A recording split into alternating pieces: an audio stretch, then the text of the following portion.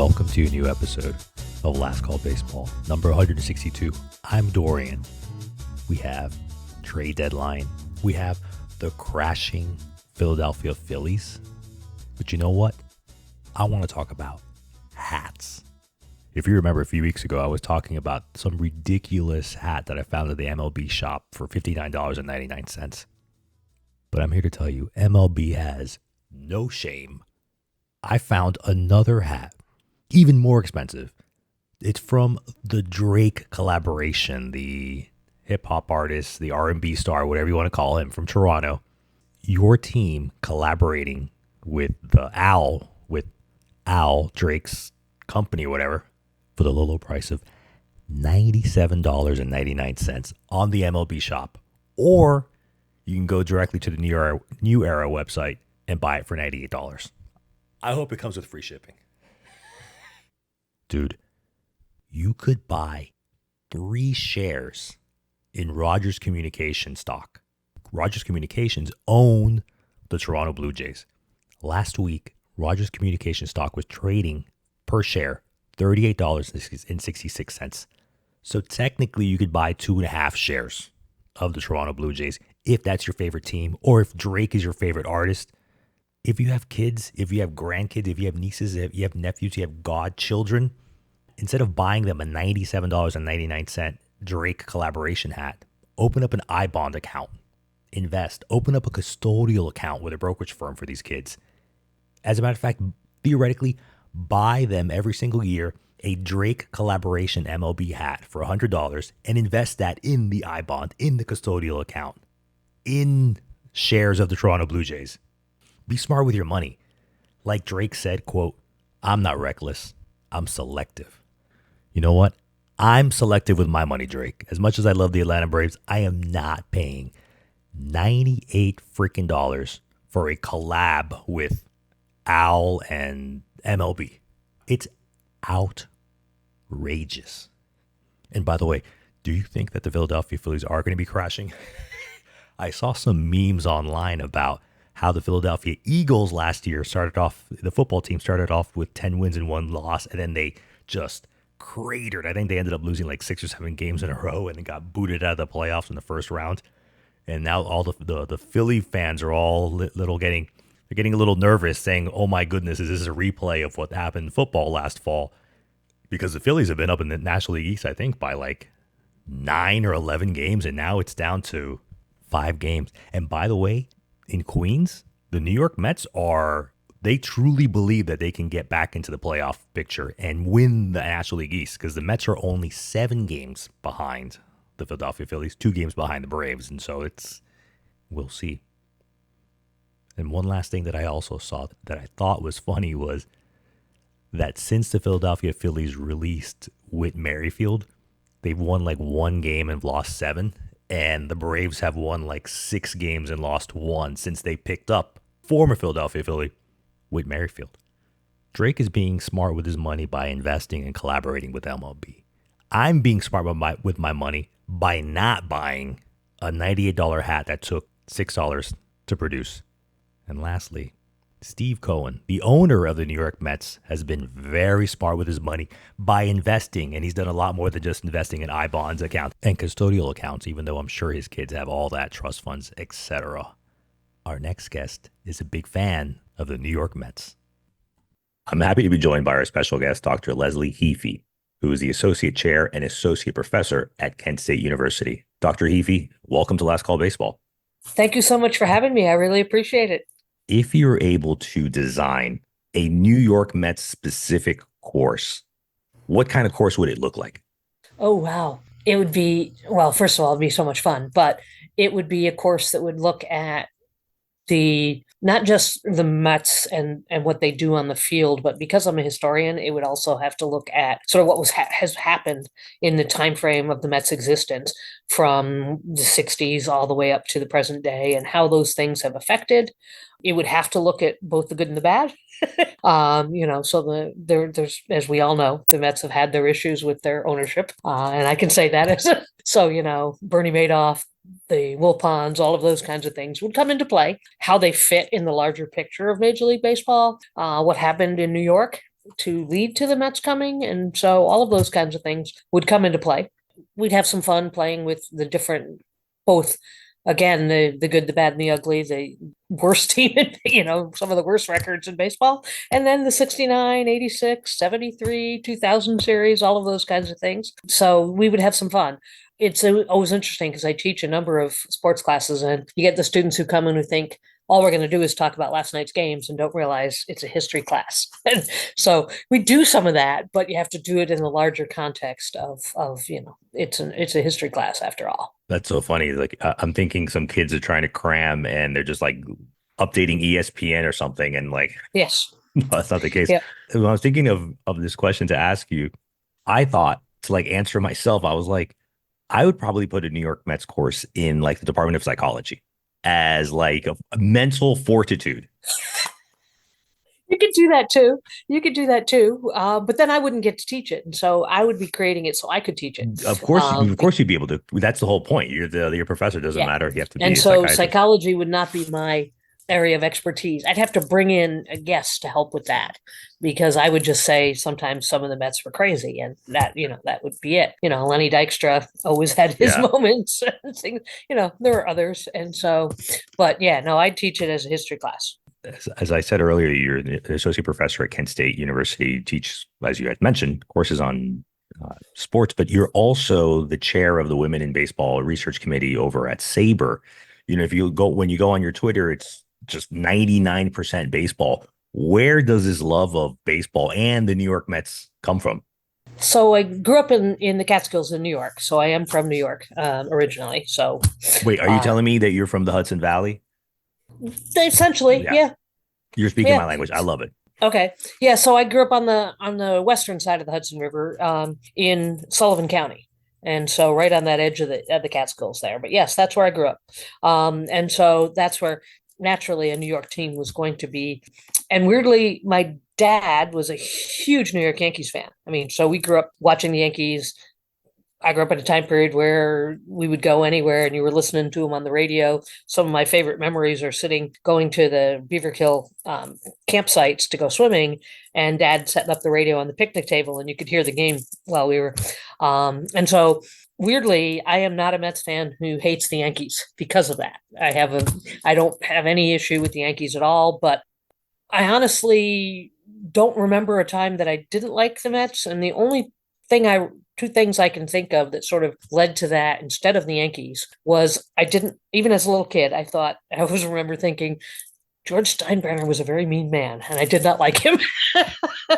And then I just I think part of it was also it was something we always watched the Yankees, and so here was a chance to say, but I want to do something else, and so we got to watch the Mets. And the Mets, my growing up year, I don't remember 69, unfortunately, but 70s, 80s, they were fun. And I remember as a little kid, I loved Dave Kingman because it was fun to watch him hit those home.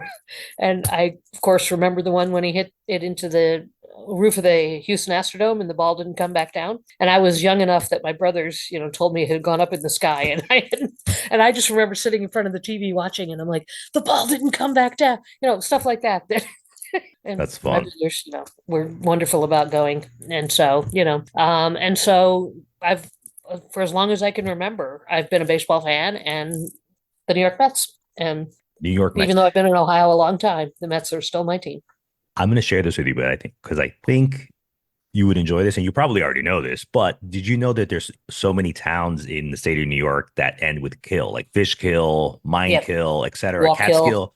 Did you Yeah. know? I only found this out yesterday on watching television that the reason there's so many kill states, not excuse me, so many towns ended with kill is because it comes from like the Dutch word "elen" or something, and apparently it means like body of water or like a water stream. I didn't know that. Yeah. Yeah. I You knew it knew had to that do up. with the Dutch idea in Yeah, terms of since the history of New York is, especially that lower part of New York right. and up the Hudson is very much associated with the Dutch when they came. So yeah. I mentioned that you're the chair of the Women in Baseball Research Committee, and I would say, at least from an outsider's perspective, like over the past like 4 or 5 years, there's been this maybe not a wave, but there's certainly been a movement of having women in professional baseball. The first time I came across I actually realized when the Miami Marlins hired Kim In Ing as their general manager 3 or 4 years ago. But then when you really look into it, I remember a couple of years ago, the New York Yankees hired Rachel can't really pronounce her last Balkovic. name, Balkovic, as the Tampa Tarpons, their single A. By the way, I love their what is it their logo. Anyways, Mhm. and then you also have over in out west and with again someone else I can't pronounce these names. Ronnie Gajunovic. She used to be Yeah, the Roddy Gajuanic. there you go. She used to be the manager of the Arizona Diamondbacks High Hillsboro Hops, and now she's with the bench coach at the Double A Amarillo Sod Poodles. I love the fact that some of your research is on women in baseball because that's something that, again, as an outsider, because I don't work in baseball or anything like that, but how would you say the role of women is changing in specifically in baseball? I mean, you can talk about sports in general, but baseball Sure. and specifically. So certainly over the last 10 years, we've seen a huge growth in participation at all levels, from minor leagues all the way up through, and then just in college and high school. I mean, in Little League, it has happened. And it for a lot of people, it does feel new, and it feels like this is, oh, are joining baseball for the first time, which of course is not true, because they've been involved in baseball since the 19th century. But for a lot of people, certainly in this last 10 years, and then even bringing it forward the last 5 years, the opportunities have grown. Everything from umpiring, certainly at the lower levels, to, well, as you mentioned, Kim Ang being a GM. We have lots of GMs and assistant GMs in minor league baseball. And I think it's a recognition that has come with the push that softball and baseball are not the same game. And so to say to women, that's, well, go play, like it's an equivalent. They're both great games, but they're very different. And so the opportunity to, and with Major League Baseball's support of and growing support with their Grit series and their Trailblazer series for young women, those have opened up opportunities. And so it allows a lot of those players who find themselves often as the only girl on their team to get a chance to play with other girls across the country. It's supported by the fact that women's baseball is large internationally. It's way bigger than men's baseball internationally, actually, which is kind of interesting. And so the Saber Women in Baseball Committee, our goal is to make people aware of all of these opportunities, all of this wonderful history, to make sure it's being saved, to use it as an opportunity to show people that women are just as interested in baseball as men. I always say it's not a gender thing. It's just a matter of interest by individuals. And you've got somebody like Justine Siegel, whose organization Baseball for All has been around now for over 15 years, and they support tournaments and girls playing baseball. They just finished the seventh or eighth year for the women's national their national tournament for young people. The World Cup is coming up this weekend in Canada. In the United States, of course, is one of the 6 teams playing in this, along with Japan and Australia and Mexico and Canada. And so it's an amazing thing to watch. And if people are paying attention, sometime this summer, and it could happen, we're hoping any day, we're going to see a female umpire at the major league level. She is in AAA and she's approved for a call up. So Jen Powell, we expect, is going to get her chance here sometime soon. I don't know exactly when it's going to happen, but it's going to happen. Oh, that's brilliant. Again, we were talking about baseball, but you mentioned softball, and I've been thinking about this. In college women's softball, the Oklahoma Sooners women's softball team just won, I think, their third or fourth consecutive softball national championship last month. And they are Yeah. like an all-time dynasty, like across any college sports. One thing I'm thinking about when you're talking about bringing girls as young as possible into baseball, is there a chance of like cannibalizing because softball is maybe like a cousin of baseball, but I think it's the more popular route into baseball, having girls play softball, and then they'll become baseball fans. But then Well, what's how does interesting that work is between getting in them interested? actual in actuality, most young girls actually start out playing little league and then they end up in softball because there isn't a route for them to continue. and then they come back to baseball later when the opportunities, because we're missing that middle ground. But a lot of girls actually start out at the little league level playing on the baseball side, not the softball side. But then it just simply, we just don't have the high school, we don't have the college opportunities. And of course, for most of them, if you're thinking about scholarships, that all comes through softball. And so they don't really have a choice. And so they end up playing softball, though a significant percentage would prefer to play baseball. But that opportunity is just not there until later on again for most of them. But that's for a lot of them. And then those who do start softball and later find baseball, and sometimes that's because they didn't know that was an opportunity for them. There wasn't anybody else playing, and so they didn't realize that they could ask to play on a little league team, or a pony league team or something like that. It usually takes them seeing and realizing that there are others out there doing that to know that they could do it too. Yeah, count me as one of those people who didn't know that the opportunity was there for young women, because again, it's just something that you always just aware of like, yeah, females love baseball, can love baseball just as much as men, but they have to play softball and guys play baseball. That's good to know. I mean, I certainly didn't know Yeah. that. Pivoting from females in baseball to black men in baseball, specifically the Negro Leagues, the Rick Wood Field game that just happened a couple of weeks ago. But here's my take on that, and I'd love to hear about your take on, obviously, because that's part of research.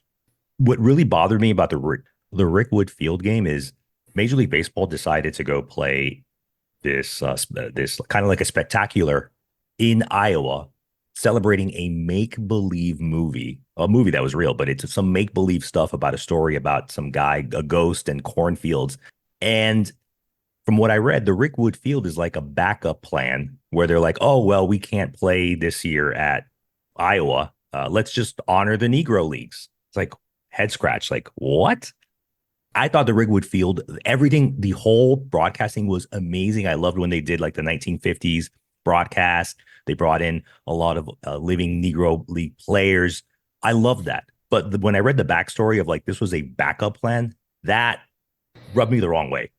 I'm not sure that that was an accurate accounting of, because part of it was they wanted to do, but Rickwood Field needed so much upgrading in order to make it, and there was not clear if that was going to happen and be able to be done.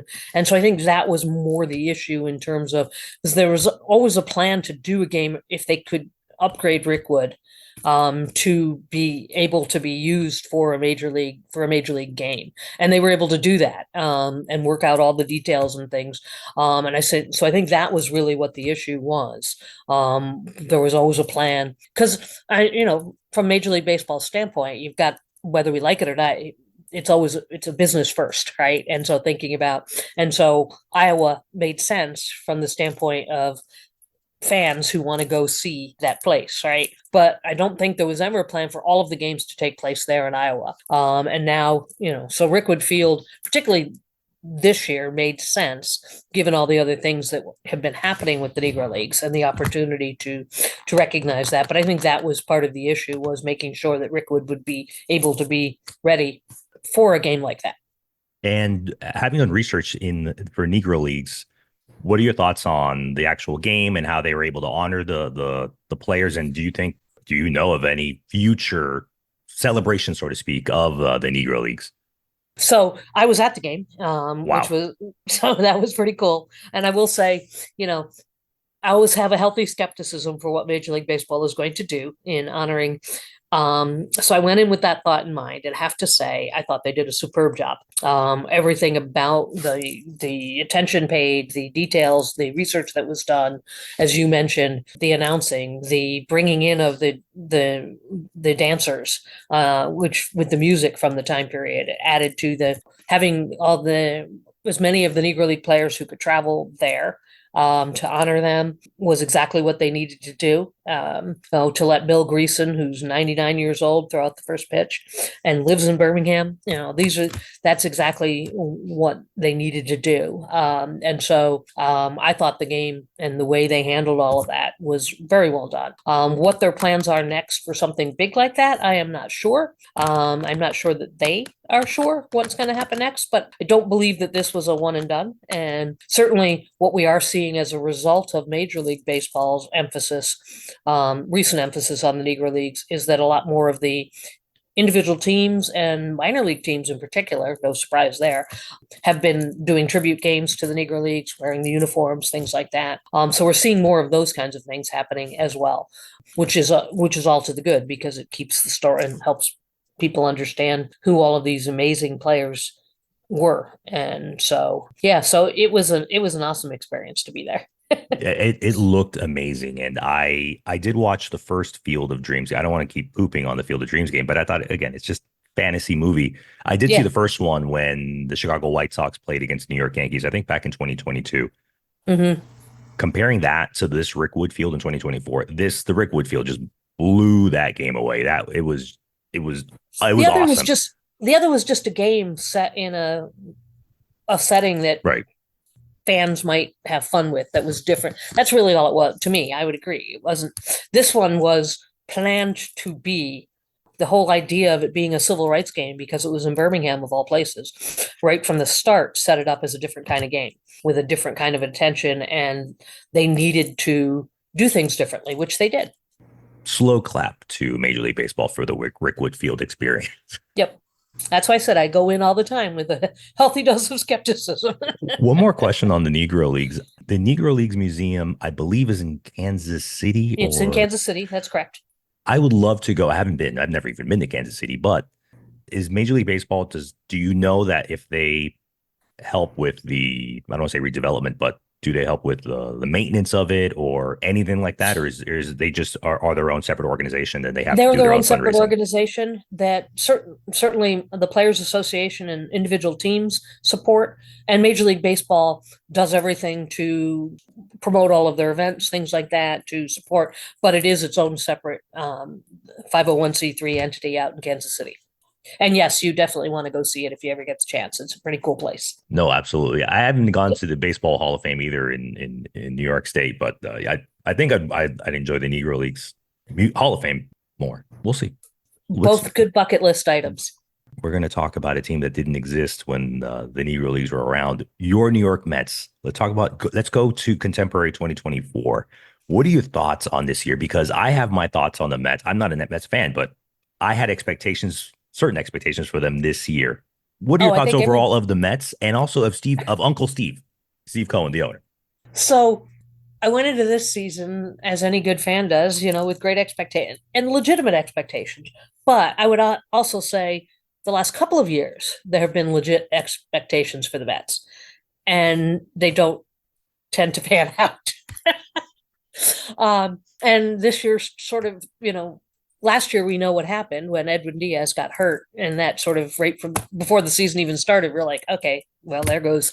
But then this year the same thing happened because Senga went down before the season even started, and so it was like, oh gosh, here we go again. That seems to be the pattern of the Mets. If you look at injury rates over the last few years, the Mets have had more, and specifically to big name player on their team than almost any other team in Major League, and it keeps happening. So there's something wrong there, and I don't know exactly what's going on there, but it feels that it just. And so the expectations for me are always tempered. It's the part of me that says I'm the fan, and they're gonna do. And then I look at what's happening, and I'm like, oh, I don't know. And so when you lose consistently, you're starting pitching, which is what the Mets historically have always been known for, right? Is their pitching. And we just can't seem to keep a pitching staff together. Where we were about a month ago was appalling. And we finally sort of managed to put back together but they're still incredibly frustrated because they'll win and then they lose, and then they win, and then they lose. It's just this up and down kind of craziness. And Steve Cohen is an interesting guy. I'm not sure how I feel about him. He's certainly better than previous owners the Mets had. There's Yeah, no the doubt Will about that. Ponds. Yeah. Yes, and they were there for so long that But he says he wants, and that all he wants is to see the Mets win. But I'm not sure always that his actions and his spending patterns match that, you know. And so I have very mixed feelings about his understanding and commitment to wanting to win. I think he does, but then I'm not sure who he's listening to sometimes with some of the decisions they make.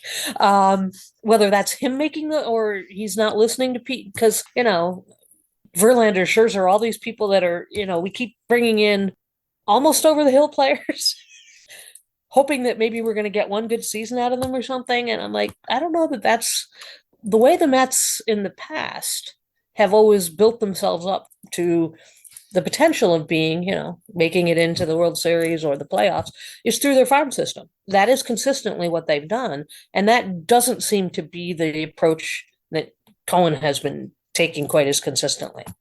I also have mixed feelings about Uncle Steve. And as a baseball fan, I was really excited when he finalized the deal to buy the New York Mets in, Yep. I believe it was in 2020. Mm-hmm. As an Atlanta Braves fan, Oh, I'm sorry. I was concerned because this, whether you like him or not, he has obviously his issues where he made his money in the financial services industry. But I still genuinely think he's a smart man. And I think Mm-hmm. that whole 2020, 2021, he was handing out large contracts. He was just a very exuberant fan. It's like, Yes. oh my goodness, I own my childhood team. I have more money than God. Let's go do this. And I think Yep. he's smart enough that he's recalibrating how he is. He's like, okay, we really can't spend our way to, because even Right. the LA Dodgers always have like the highest payroll. They don't always win the World Series. And I think he's learning, and I'm interested to see where the New York Mets are going to be, their farm system, because that's really what I'm interested in, how he's doing it towards the end of this decade. Because by the end of the Yep. decade, those are all those young men are going to be his, so to speak, his creation, Yeah. how You he can't set up the blame anybody system. else at that point. Yep. Right. So I'm, as a baseball fan, I'm absolutely rooting for Steve Cohen, specifically because he is such, hopefully, A fan. a fan and a much better owner, businessman than the Wilpons were. Oh gosh, So, yeah. No doubt about that at all.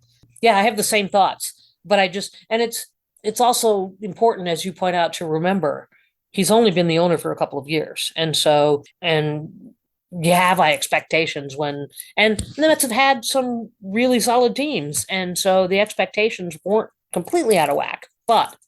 And so we'll see.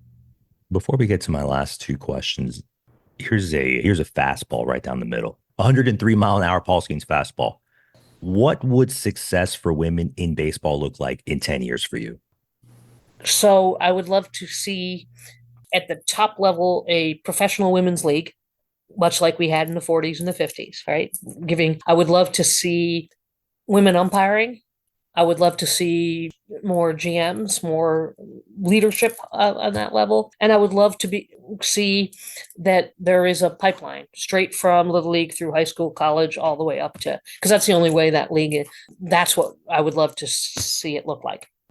And I also like asking these fantasy questions to all of my guests. If we were to take you, if hopefully Kent State and Sabre would allow me, but no, but I'm going to do it because I'm the executive here. We are There going you to go. crown you the new Major League Baseball commissioner and all the powers that are endowed upon you. What's a couple of things that you would implement for the greater good, however you see it? So one is just a pet peeve, and I would get rid of that stupid runner on second base in extra innings. I'm You have sorry, I hate no that. idea how many people say that's one of their answers. I hate that, and I'm so it for just it. needs Go to ahead. go. I also hate the DH, and I would get rid of the DH. I have never liked it, partly because I'm a National League fan, but I would get rid of the DH. So those are just two. I would never allow robots to call. That would not be the direction I'm going. Call balls and strikes. I remember the days of, Earl Weaver and Billy Martin getting out there and duking it out with the umpire. I mean, that was always fun. And now we don't have any of that. So those would be just some of the very practical things. Obviously, given what you just asked me before you asked me the commissioner question, as commissioner, I would have the ability, of course, to have Major League Baseball support a women's baseball league. And just like the NBA supports the WNBA, and that would allow for that league to happen. I would, as commissioner, make it a requirement that opportunities for women in particularly the umpiring ranks opened up the way they're supposed to, and that they be given the same opportunities to move through and umpire at all of the levels of Major League Baseball. Um, that would be the big thing that I would do. I like that idea. And when you're talking about giving women the opportunity to take these big front office roles, so to speak, it immediately reminded me of the National Football League, where they have the Rooney Rule, where the teams are supposed to give, an interview opportunity to men, I guess, from Yeah. minority background.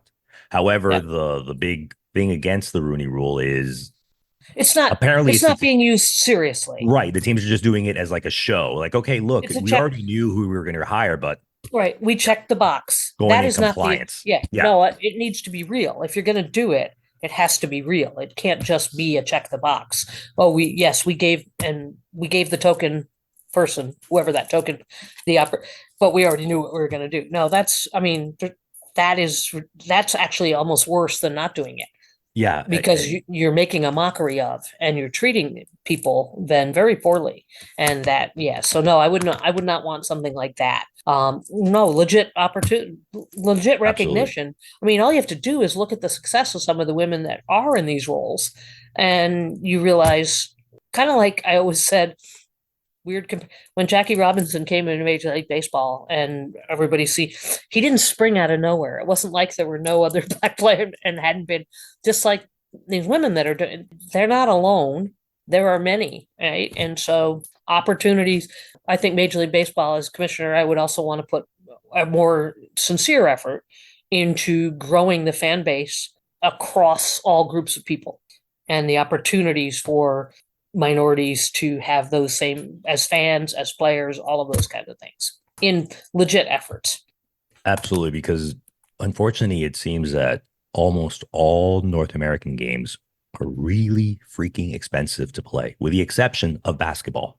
Yep. Everything else is costs Oh, so much money to play. the whole idea of travel baseball now is what keeps most people out of ever having an opportunity. It doesn't matter who you are. It has created this very small elite group that is able to, and consequently, that's why they look to football and soccer and basketball.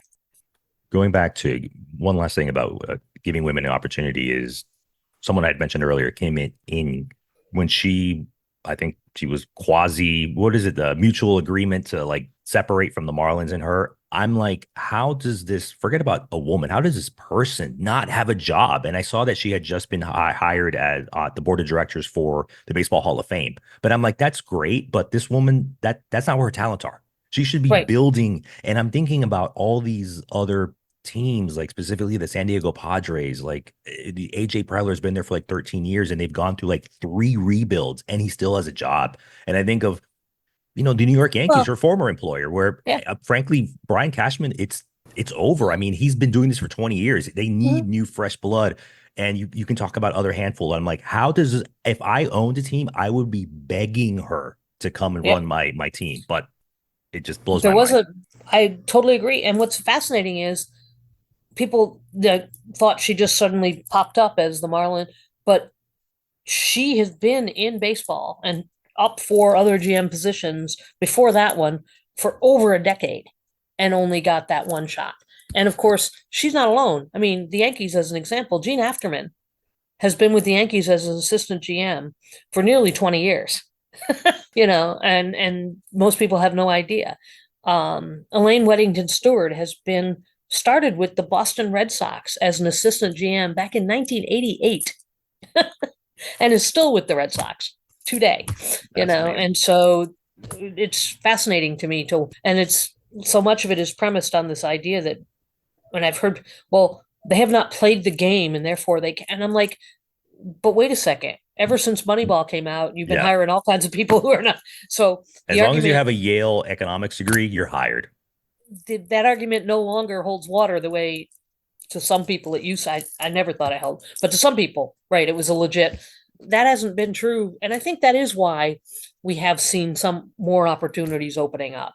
That the recognition that, well, wait, there is something to be said for having a business sense or having, and not necessarily having played at that elite level. Of course. Just being a Major League Baseball player doesn't automatically guarantee when you're done that you're going to be good at, and you fill in the blank. Absolutely.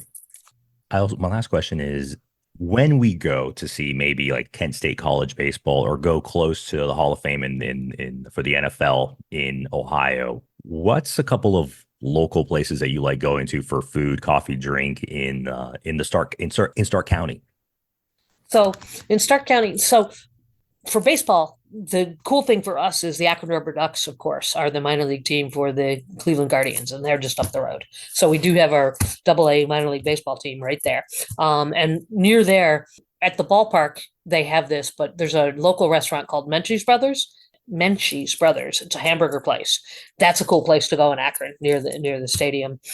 There's also within walking distance of the Rubber Duck Stadium, there's a couple of really cool breweries, so you can just walk right down the street and find yourself. But here locally, I don't know, there's so many really cool places, but this will reveal something about my interest because you noticed me just saying breweries, and so I'm going to go. Baseball and breweries kind of go hand in hand, right? Speaking my language. We have a couple of really good ones right here. One of them is called Codex. And then we have another one called Royal Docks. And then a new one called New Berlin. So they have all German style. Their food is great too. And I like them because yes, we have all the chains as well, but I prefer the opportunity to go local. Also, those are some of the places. And as I said, Codex doesn't have food, unfortunately, but they often bring in food trucks, which is really fun. But New Berlin has really good food. Royal Docks has good food. Down by the Football Hall of Fame, which is near downtown Canton, we have a really cool wine and cheese place called Fromage. It's unusual for a town as small as Canton to have this is an honest to goodness cheese from all over the world kind of place. It's amazing. And so you can go wine and cheese and hang out there, which is really fun too. Perfect. Thank you so much for joining us this week. Let us know where we can find some of your works, your published work, or even social media. People are always surprised when I say I don't have my own webpage. So I keep being told I need to take the time to do it. So typically, if you're going to find my research, you're going to find the books and things just through Amazon. I mean, that's the easiest. I do have a Twitter and Facebook, and and it's all baseball mostly. It's either baseball or history, pretty much on there all the time. And you can find me through Kent State. I mean, that's probably the easiest way is to look me up there, and you can just reach out, and I'm happy to answer questions, help people, do whatever. That was a good conversation with Dr. Heaphy. And the best way to finish off this episode is with a drink I'm having, mostly finished. A beer from a good American local brewery. It's called Beacon Brown. It's a brown ale from Two Way Brewing Company in Beacon, New York. Beacon, New York is obviously in my beloved Hudson Valley. It's absolutely beautiful. Lots of art, lots of food.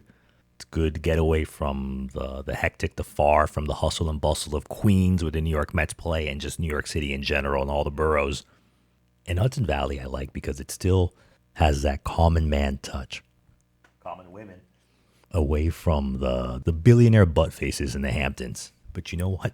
Uncle Steve Cohen, he used to have two houses in East Hampton. I know he sold one of them a few years ago. Not to turn this into HGTV, but Uncle Steve, the house that he had sold a few years ago, 11 bedrooms, 11 bathrooms, 9,795 square feet. I didn't even know numbers go up that high. He sold it back in 2021 for $23 million, and maybe with $23 million, he can re-sign Pete Alonso. I don't know. I think Pete Alonso would probably ask for more money than that, but he just hits home runs. He's not, I don't know, whatever. That's up to the New York Mets brass to decide. If you happen to be going down the rabbit hole of YouTube, check out our new YouTube channel where we're putting up previous interviews with pictures, and you can listen and watch some pictures float along your screen. Thanks for listening to Last Call Baseball. Be great and get home safe.